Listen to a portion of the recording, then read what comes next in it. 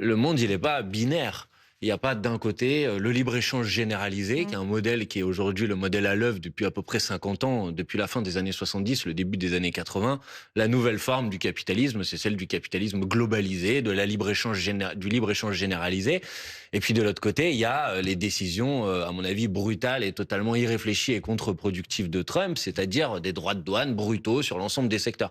Entre les deux, il y a un modèle, à mon avis, plus intelligent, en tout cas c'est celui qu'on promeut depuis des années et des années, qui est celui de ce qu'on a appelé le protectionnisme solidaire.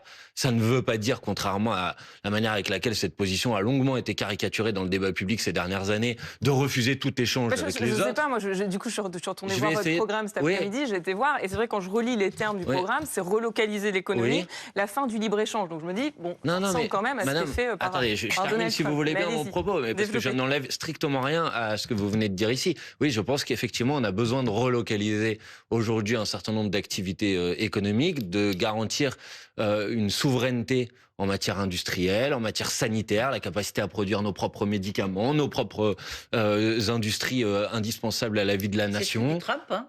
Attendez, je vais y venir. Je précise d'abord notre position, après je répondrai à celle de Donald Trump si vous voulez. Donc évidemment que la relocalisation reste un objectif qui est un objectif décisif. Et oui, je suis totalement opposé au modèle du libre-échange généralisé. Et je crois au contraire qu'il faut avoir des échanges qui sont des échanges régulés. C'est-à-dire, pour résumer, ce qu'on est capable de produire chez nous, on le produit chez nous.